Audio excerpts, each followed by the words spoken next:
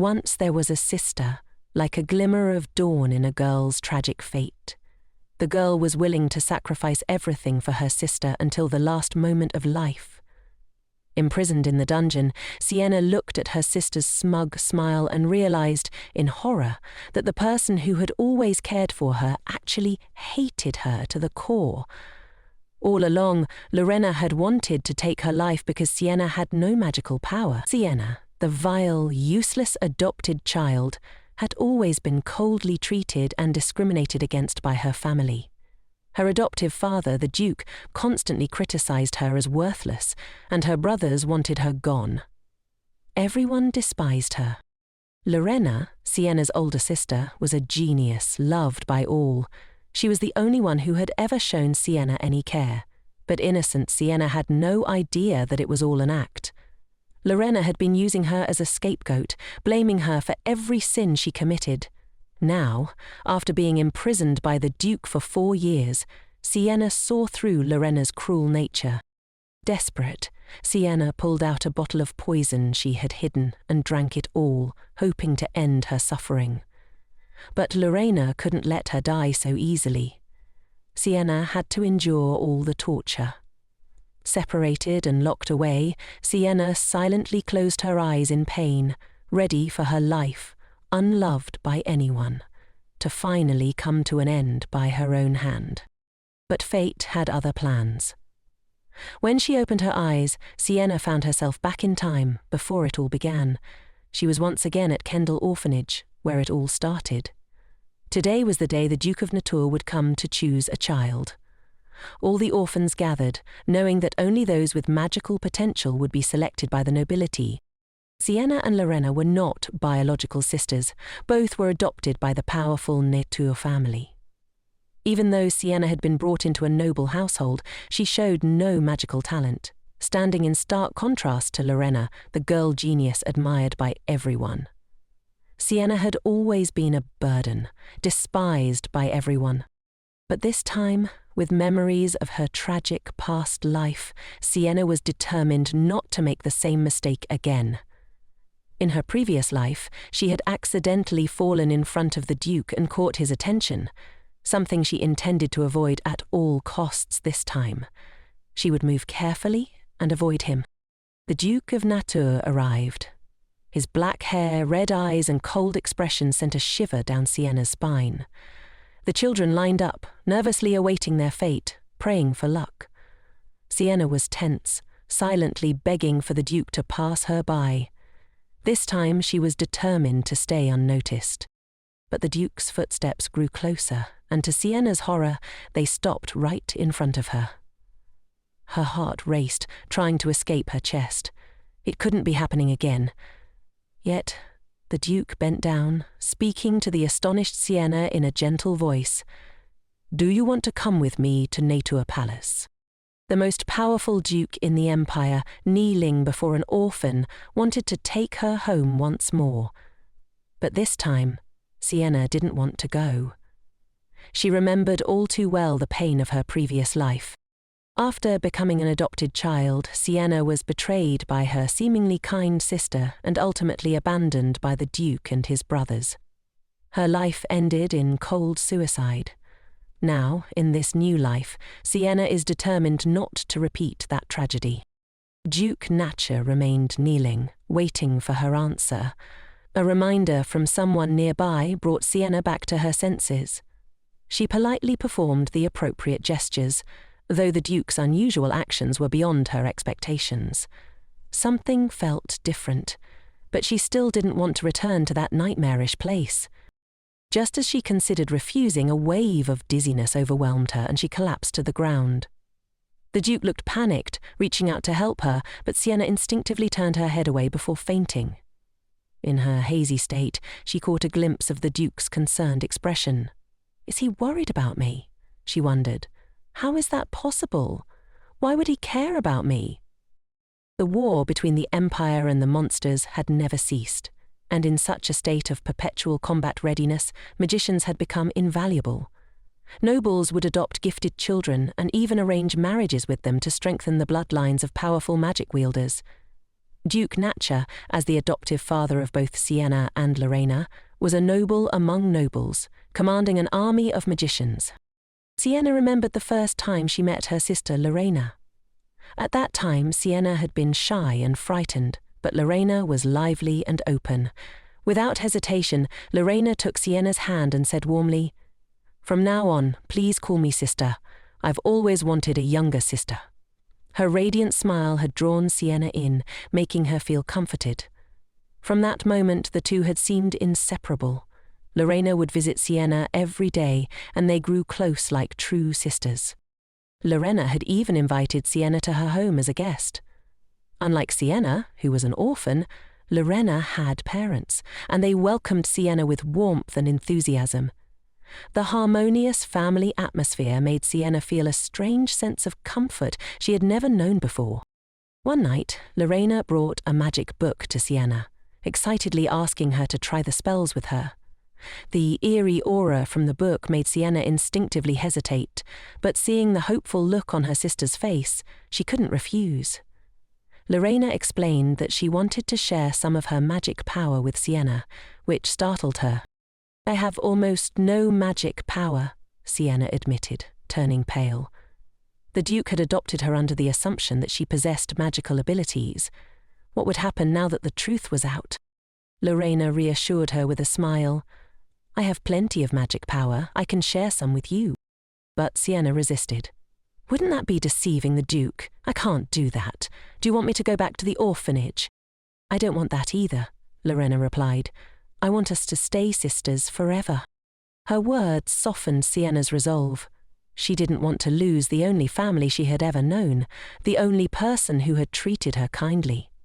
No matter the cost, Sienna wanted to remain by Lorena's side. Looking into her sister's sincere eyes, she finally agreed. "Don't worry," Lorena said with a reassuring smile. "This'll be our secret." That night, they performed the magic power transfer, a moment that would mark the beginning of Sienna's tragic fate. Her blind trust had been her undoing. Now, with the chance to relive her life, Sienna knew she had to avoid repeating the same mistakes. Despite the hardship she endured at the orphanage, she would never allow herself to be entangled with Lorena again. As Sienna slowly regained consciousness, she saw the Duke again, this time arresting the orphanage director, preparing to deal with her. The truth about her sister was now painfully clear. On the surface, Lorena appeared to be the perfect, caring sibling, but secretly, she had stolen Sienna's magic and framed her for every sin she committed. Poor Sienna hadn't known the truth until her death. All the suffering she had endured for so many years had been caused by the sister she trusted the most. Duke Nacht, observing the fainted Sienna, seemed lost in thought. "She was avoiding us," he mused, likely overwhelmed by stress. As he looked closer, he noticed Sienna's frail figure, as well as the thin, malnourished faces of the other children at the orphanage. Despite the funds that were meant to ensure the well-being of these magically gifted children, it was clear that they had been living in terrible conditions. The Duke quickly concluded that the orphanage director had embezzled the money. With a cold and commanding tone, the Duke ordered the director dismissed. The director attempted to protest, thinking it was unfair to be punished so harshly over a mere child, but the Duke's firm voice left no room for argument, and the director was dragged away. At that moment, Sienna slowly woke up, catching the Duke's gaze. His stern expression hadn't softened. "Perhaps he's decided I'm too weak," she thought. "He probably doesn't want to adopt me anymore." Taking the opportunity, Sienna clung to the teacher beside her, pretending to be weak. Desperately, she pleaded not to be taken to the Duke's palace. "I'll be obedient, I promise," she begged. "I'll just eat a little rice each day. Please let me stay at the orphanage." Noticing the Duke's growing impatience, the teacher quickly intervened, saying, "She's too young, I'll talk to her." But Sienna suddenly burst into tears, the long-suppressed resentment finally pouring out. The Duke's subordinates urged him to make a temporary concession, and with a sigh the Duke agreed. "I won't force her to go," he said, and immediately Sienna stopped crying. The Duke turned away reluctantly, leaving the teacher to hold the trembling Sienna, gently comforting her. As Sienna felt the teacher's gentle caress, she realized the bitter truth. Her older sister's sweet words and gentle smiles had hidden only malice. It wasn't until Sienna was on the brink of death that she uncovered this betrayal. Her magic had been stolen, her life trampled upon, all by the sister she had loved with all her heart. If I had stayed with the teacher in my previous life, would my life have been better? Sienna wondered. The teacher, seeing Sienna's pale face, felt her heart ache with pity and silently vowed to take good care of her in the future. Suddenly, the door was kicked open, startling both Sienna and the teacher. To their shock, it was the orphanage director. Wasn't he taken away by the Duke's men? The enraged man stormed forward, grabbing Sienna by her hair. "Damn you! I won't forgive you!" he snarled, yanking the girl's blonde hair viciously. His fury was unhinged, all because she had fainted and unwittingly exposed his abuse of the orphans. In a desperate attempt to save himself, he had spent all his money on bail, and now he was blaming Sienna for his downfall. Teacher Lisa tried to intervene, but the man struck her, sending her to the ground. As Sienna gasped for breath, feeling herself suffocating under his grip, a commanding voice cut through the chaos. "Let her go, now." Before the man could even register who had spoken, he was punched hard in the face, knocked backward. Sienna, trembling, looked up to see none other than Asil, the eldest son of Duke Naisha. Known for his calm demeanor, it was rare for him to show such anger. Father and son entered the room, watching as the director was dragged away. Sienna, still in shock, ran to hide behind teacher Lisa. Why does my life keep taking such painful turns? She felt powerless, unable to fight back. Was she destined to survive only under the Natcher family's protection? Could she ever have a life of her own? Teacher Lisa embraced Sienna, her heart aching for the frightened girl. The orphanage was no longer a safe place for her, and the Duke seemed to recognize this. He looked down at Sienna with a solemn expression. "Would you want to come with me to Natcher Palace?" he asked again, his voice gentler this time. To Sienna's surprise, there was a hint of pleading in his eyes. Is my magical talent really that valuable? She wondered.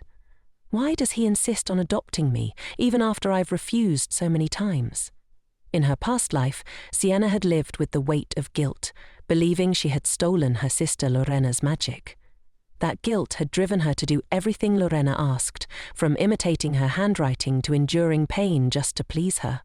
But in the end, none of it mattered. Asel had made it clear. What their family needed wasn't someone hard-working, but someone with magical power. I always did useless things, Sienna thought bitterly, and in the end, I met a tragic fate. But now, with the chance to rewrite her life, she knew she had to change her future. The orphanage might get a new director, but who could guarantee that person would be any better? And if she chose to go to Natcher Palace, she would see Lorena again in 6 months. But this time, with the memories of my past life, I can avoid being betrayed. After careful consideration, Sienna finally made her decision. She would go to the Duke's palace. Asil, who had developed a protective instinct towards Sienna after seeing her mistreated, had even offered to make her favorite teacher, Lisa, the new headmaster of the orphanage to keep her happy. But Sienna knew that her life was about to take a different path. She hesitantly agreed to become the Duke's adopted daughter. Though she couldn't bring herself to fully trust him just yet, she clung to teacher Lisa, avoiding the Duke's outstretched arms, hugging the only person who had shown her consistent kindness. Lisa gently helped Sienna into the carriage, whispering reassurances. They made a promise to each other. Lisa would visit often, and Sienna would do her best to live well and be a kind, obedient child. As the carriage made its way to the palace, the atmosphere inside was tense. Sienna sat in silence while the Duke and Asil looked out the window. The awkwardness hung heavy in the air. Sienna wondered if she should apologize to them, but then she decided she didn't want to try to act like a good child anymore. This time, she would live on her own terms. Upon arriving at the Duke's palace, Sienna had already fallen asleep. The Duke carefully carried the little girl out of the carriage, intending to place her in her new room. Asur stepped forward, offering to carry her instead, but his father refused. "Don't you have work to do?" the Duke asked, his tone firm. Asur was indeed busy, but something about leaving Sienna made him anxious. He couldn't explain why, but he didn't want to leave her side. As they entered the palace, Michael, the Duke's youngest son, ran up, curious about the little girl his father was carrying. "Is that her?" Michael asked excitedly, but the Duke quickly hushed him, scolding him for being too noisy and disturbing Sienna's sleep. Undeterred, Michael turned to his brother. "Will she stay with us forever?" he whispered. Asur nodded, giving him an affirmative answer. Michael seemed reassured by that, settling down. The Duke gently placed Sienna on the bed in her new room. Asur watched as the little girl slept soundly, noticing the unusual care and attention his father and brother were giving her. This little girl, who they had just met, was already changing the atmosphere of the household. But Asur's thoughts wandered back to Lorena, Sienna's older sister, a girl who had once driven her kind sister to her death, using cruel tricks to maintain her favored position. In her dreams, Sienna relived the horrors of her past life. She saw Lorena's furious expression as she screamed, "You stole my place! Are you happy now?" The accusation sent chills down Sienna's spine. She knew how cruel her sister could be, yet the years of oppression in her previous life made her instinctively submit, obeying her every whim. Sienna woke up with a start, her heart racing. It was only a nightmare, but the fear still lingered. As she looked around, confusion set in. This room... It looked just like Lorena's room from her previous life, the Cradle of the Moon, a lavish space filled with warmth and luxury. Why was she placed here? Despite the comfort of the room, Sienna felt uneasy. Although this was a normal room by the palace's standards, it was far better than anything she'd experienced at the orphanage, and for a moment she was grateful. But then Lorena's mocking laughter echoed in her memory. She had coveted this room, dragging Sienna there to flaunt it. "This room suits me perfectly," Lorena had boasted. "But you can sleep in the servants' quarters." In her previous life, Lorena had convinced the Duke to let her have this room, leaving Sienna to stay in the servants' quarters. The joy Sienna had briefly felt about having a new home had been snatched away in an instant. The sting of discrimination made her heart sink. Now Sienna just wanted to be far away from Lorena. The fear from her nightmare lingered, and she couldn't bear to stay in this room, worried it would cause misunderstandings or worse, stir up painful memories. She decided it was better to return to the smaller, simpler room she had been given before. As she stumbled through the dark halls, searching for her way back, Sienna tripped and scratched her leg. She bit her lip, enduring the pain, and continued onward until she finally found her old room. The bed was covered in dust, but she didn't care. It was quiet, and here at least she could sleep in peace. The next morning, Deborah, the newly appointed housekeeper, was tasked with taking care of Sienna. She was curious about the child from the orphanage. What kind of exceptional person could be placed in the prestigious Cradle of the Moon? However, when Deborah knocked on the door for a long time and received no answer, she grew concerned. She cautiously pushed the door open, only to find the room empty. The young lady had disappeared. The servants searched the entire palace from the living room to the study, but Sienna was nowhere to be found. Reluctantly, Deborah reported the situation to the Duke. His reaction was swift and furious. "How could so many people lose track of a single child?" he demanded, his voice tight with frustration.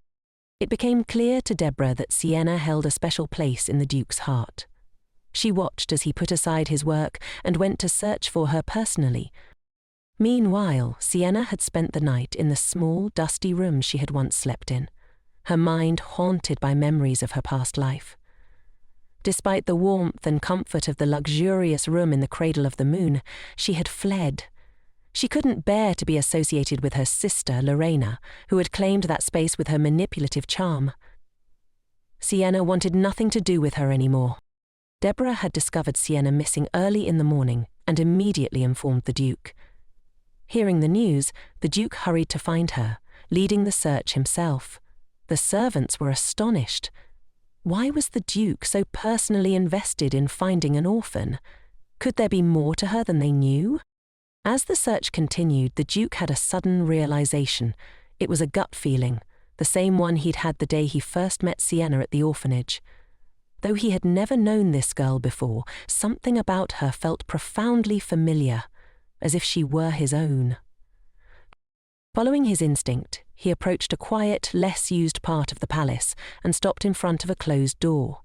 He was certain Sienna was inside, but when he entered, the room was empty. However, the bed showed signs that someone had recently been there, and the cold air was heavy with dust. The Duke's heart sank as he saw bloodstains on the dusty sheets. Is she hurt? He immediately summoned all the servants to search every corner of the palace. Just as the servants began to scatter, only Deborah remained in the room. As she stood there, the cabinet next to the wall creaked open. Deborah watched in disbelief as Sienna slowly crawled out from inside the cabinet. "Please don't tell anyone," Sienna whispered urgently, her eyes pleading. "Don't bother anyone," Sienna muttered to herself as she woke up that morning. She realized that by disappearing on her first day, she had likely caused trouble for the servants.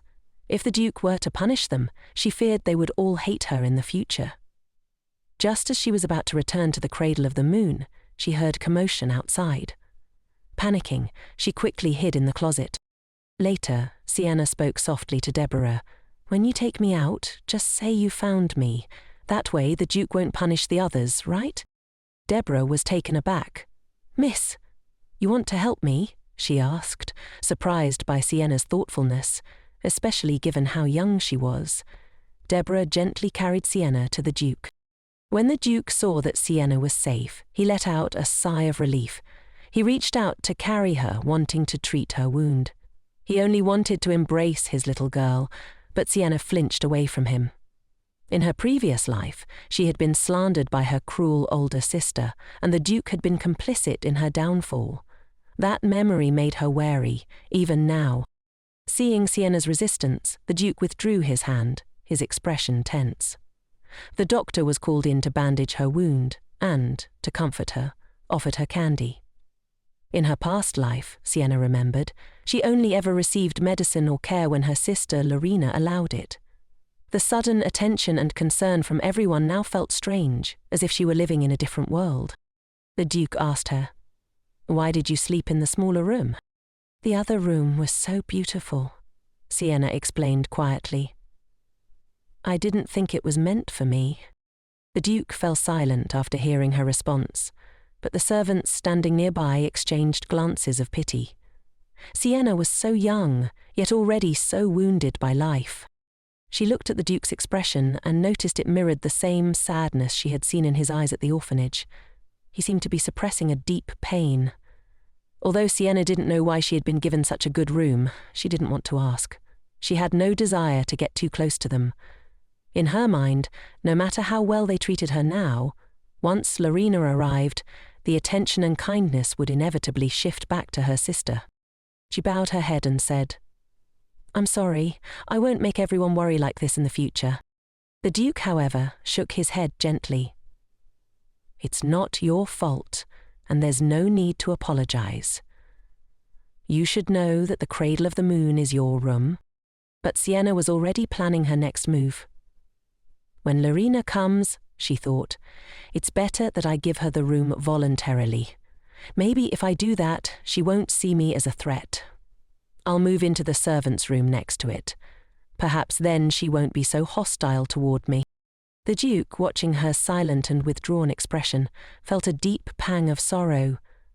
Sienna's refusal to accept the kindness she deserved only made his heart ache more. When he had last seen Sienna at the orphanage, she had been a crying, spoiled child. Now she seemed to be acting far beyond her years. Maybe she just needs time to adjust, the Duke thought. Housekeeper Deborah, however, couldn't understand this new lady. She was living in such a beautiful room, yet she complained constantly. One morning, Deborah came to bring Sienna her breakfast. When she pushed open the door, she discovered that Sienna had disappeared again. Moments later, the little girl poked her head out from the servants' room. Deborah was surprised, but Sienna nonchalantly explained, "I feel more comfortable here. Just let me stay. They'll soon forget about me, won't they?" Sienna picked up her knife and fork and began eating. Deborah observed her curiously. Despite being an orphan with no formal training, the way she ate mirrored that of a noble lady, her movements graceful and refined. There was something strange about the girl. She seemed to suffer from an odd condition. Sleeping in a large, luxurious bed brought nightmares, while only a hard, uncomfortable one allowed her to sleep peacefully. As Sienna ate, she was so tired she could barely keep her eyes open. Deborah gently helped the drowsy girl stagger back to the big bed and tucked her in. But no sooner had Sienna closed her eyes than the nightmares began. Her sister Lorina's voice echoed in her head, a constant torment that refused to leave her. Sienna jolted awake, her heart racing. She simply couldn't rest in this bed. It was cursed with nightmares. Quietly, she got up and slipped out of the room, walking past the sleeping maid. She headed straight for the servants' quarters next door. Only there, in the simplicity and discomfort, did she feel even a shred of peace. Sienna couldn't shake the bad memories from her past life, especially the fact that she had never been loved by anyone. Rumors about her began to circulate, about how she had such an eccentric personality and how it was obvious that she was the Duke's adopted daughter. The gossip spread that she didn't care about studying and only competed with the servants in their work.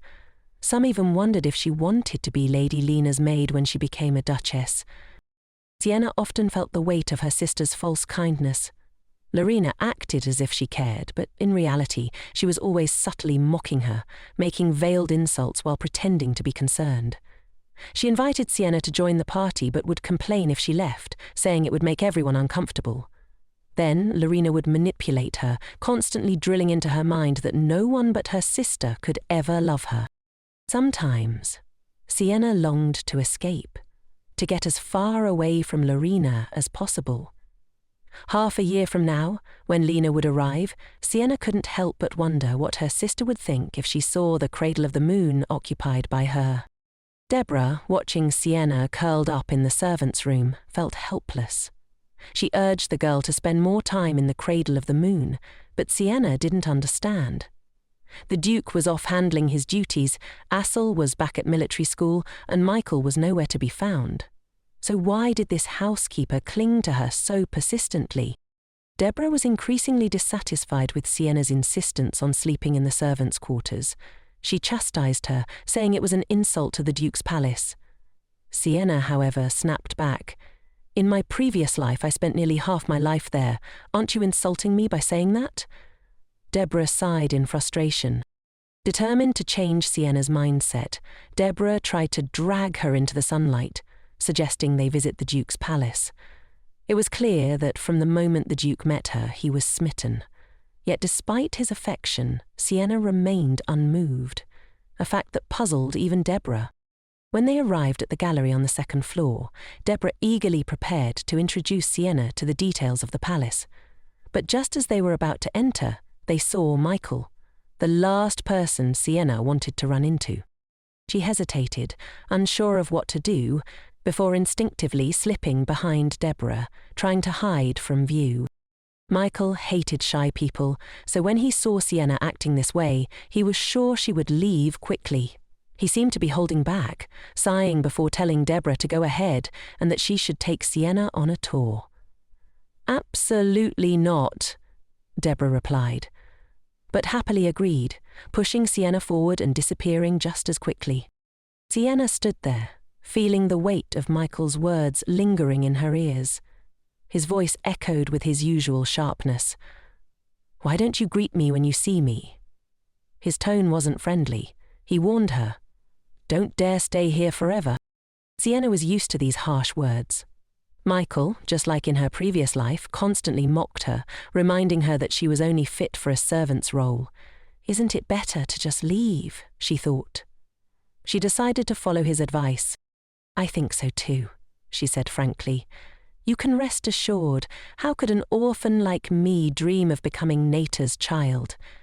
When the time comes, I'll go to military school and won't bother you anymore." To her surprise, Michael's reaction was unexpected. He seemed genuinely taken aback. "I didn't mean to chase you away," he stammered, his earlier sharpness faltering. His response left Sienna confused and embarrassed Michael. He quickly masked his true feelings, turning to show Sienna around the showroom. "It's not like you don't like me," he seemed to say to himself, "but I can't keep my promise." Sienna, feeling helpless, simply replied, "Then I'll bother you on the go." Michael explained the tour in great detail, but Sienna found the time dragging on. She wanted to slip away quietly, but something in the display cabinet next to her caught her attention, something that felt strangely familiar, like déjà vu. Michael followed her gaze. "This is the flame of his arrows," he explained. "One of the names, Nen, are creatures sealed in a box for 1,000 years. It's an ancient heritage only qualified people can conquer. There are 13 names in this world. Nater has 4, 2 of which belong to the Duke and Grand Prince Assel. One's whereabouts are unknown, and his arrows in front of us have never been conquered by humans." Sienna's mind raced as she stared at the object, her thoughts filled with the image of the girl who had been hated by everyone in her previous life. In this life, Sienna received thoughtful attention from the whole family. Even the youngest son, who always used harsh words with her, now took the initiative to show her around the palace. As Sienna gazed at the divine object before her, a strong feeling of déjà vu washed over her. It turned out that in her previous life, after her sister Lorena stole her magic power, she had touched his arrows, causing 2 powerful streams of magic to collide violently. Because of that, Lorena had been in a coma for 2 weeks, and his arrows had broken into 2 halves, mysteriously disappearing. When Lorena woke up, she became a genius who conquered the divine object and soon became famous everywhere. Sienna's mind raced. Wait. If Lorena's magic power caused the reaction with his arrows, then if I touch it myself, will I die? Before she knew it, her hand reached out towards his arrows. "Do you want to touch it?" Michael's voice brought Sienna back to reality. She quickly apologized.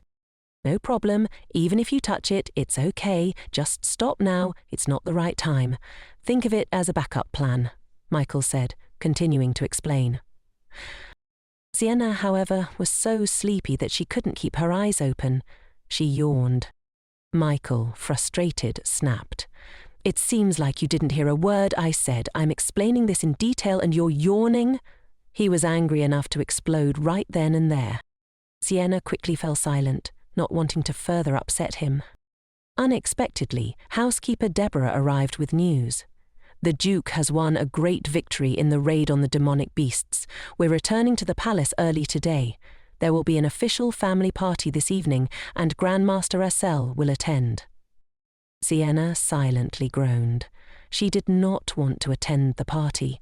She tried to refuse, using the excuse that she didn't understand etiquette.